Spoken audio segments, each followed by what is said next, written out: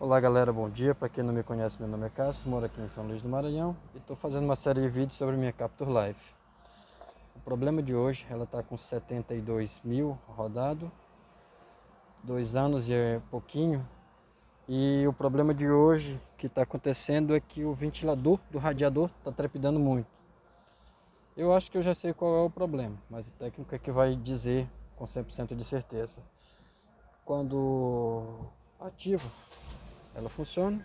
O ventilador do radiador, estou aqui na autorizada da Renault, autorizada Saga, e o ventilador não está funcionando.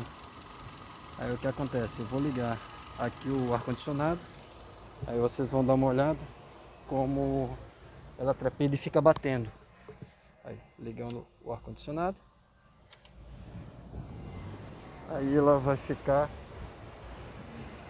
olha como ela vibra. E ela começa a fazer um barulho alto. E essa trepidação ela não é normal. Ela fica assim, gente, a rotação dela ainda está baixa e ela fica se batendo toda. Então o ventilador precisa ser substituído. E estamos aqui na autorizada para fazer a verificação e a substituição desse aparelho. Agora a rotação aumentou. O barulho que ela faz é esse aqui, ó.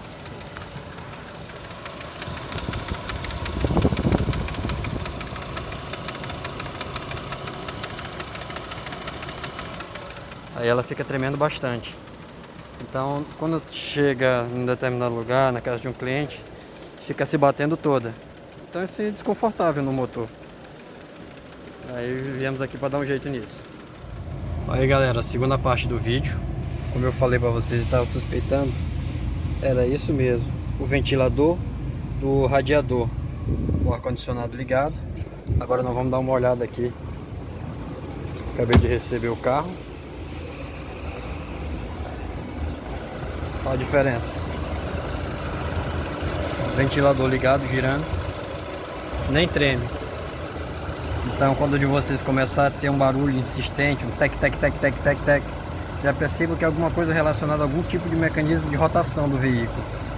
Não é a polha do alternador, então pode ser o ventilador do radiador. Então foi substituído em garantia. A quantidade aqui é a garantia para sair o valor. Eu aproveitei e troquei a pastilha de freio que estava batendo, estava trelando muito do lado esquerdo.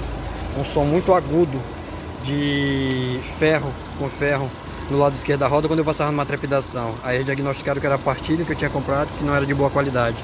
Aí eles substituíram e eu troquei e mostrei aqui para vocês. E aí, agora o carro aqui está saindo da revisão e vamos tirar para fora. Qualquer outro vídeo que eu achar necessidade, eu volto e posto aí de novo pra galera. Forte abraço, até a próxima.